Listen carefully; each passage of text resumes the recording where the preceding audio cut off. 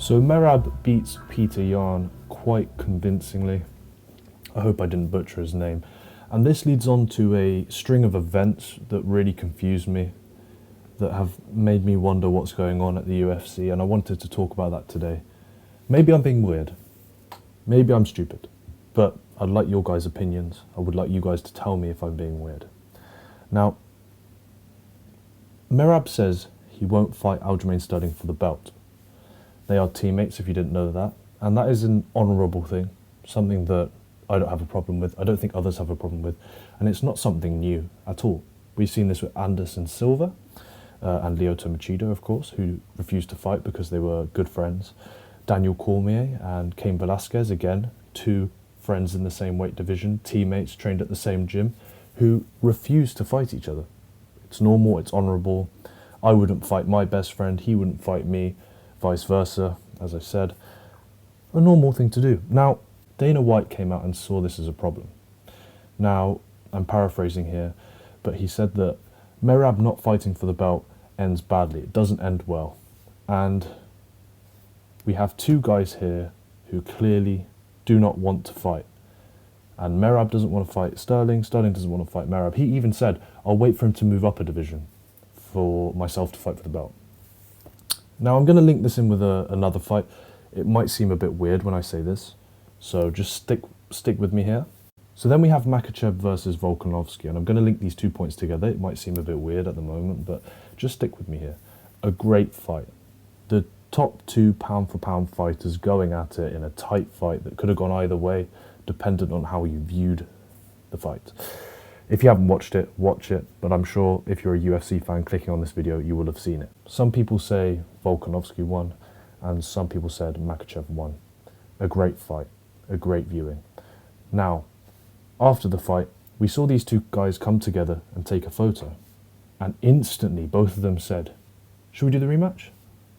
And they both agreed, yeah, we want to do the rematch. It was an agreement. It was a man-to-man, let's do the rematch, shake of the hand, something that they both wanted to do. The fans wanted to see it, they wanted to do it. Why do I see then on my Instagram, Yair Rodriguez against Volkanovski organised for UFC 290? It's a bit odd. Why? So we have two guys who don't want to fight. And Dana White says, that's a bad idea, I think you guys should fight. And then we have two guys who want to fight, who are not being allowed to fight.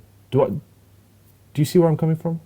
This organisation is called the Ultimate Fighting Championship. And you have two guys who are pound for pound number 1 and 2 who want to fight. And you're not allowing them to fight. It's just, how does that make sense? So you're therefore risking this fight not happening, Makhachev versus Volkanovski, for them to go and fight and possibly lose. And I know they seem invincible. They both do. But everyone, almost everyone, not everyone, has an off night. I mean, look at Usman versus Leon Edwards, a guy who was deemed invincible, who was seen up there with the likes of George St. Pierre. He got knocked out. One good strike. And that could happen to both Volkanovski or Islam Makhachev in their next fight. And then the rematch wouldn't have an appeal to it. There wouldn't be an appeal. Why would you risk that? And another point I'm going to make is that the UFC moves fast. Well, what do you mean? We've often seen fights that we wanted to happen be delayed, or we'll see it soon. Never happen, ever. The UFC moves fast. The fight game is quick. One guy rises, one guy falls, that guy falls, another one rises. It's the way it works. We have often seen fights never happen because people have said, let's delay it, or we'll see it next time, or they've both got other fights. It's just the way it works. I think a great example of a guy that's moved fast, and what I mean moved fast is taken every fight he's been offered and accepted it, whether he's lost or won, kept going, kept his momentum going. I think it's a momentum game when you look at it, is Michael Chandler. A record that isn't as good as other people's, but he's moved fast and now he's fighting Conor McGregor. And the UFC have done that. And he has done that. And when you have the UFC and a fighter moving things quickly, it works a treat. You get all the fights you want to see. You get great knockouts, great submissions, some close decisions, firefights, technical bouts. It's great. So why are we delaying this? Why would we risk it? What's the point? Get Islam Makhachev and Volkanovski to fight. They want to fight. They've both said, hey, let's do the rematch. But no, we're not seeing it.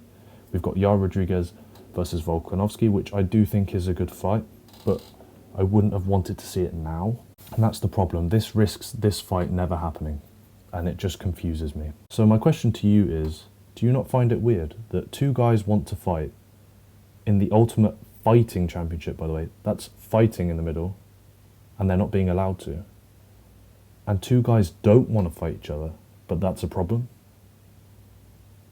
I certainly find it weird. I find it odd. I don't like the decision that they've taken. Not that I can affect it anyway, but I think it's an odd one.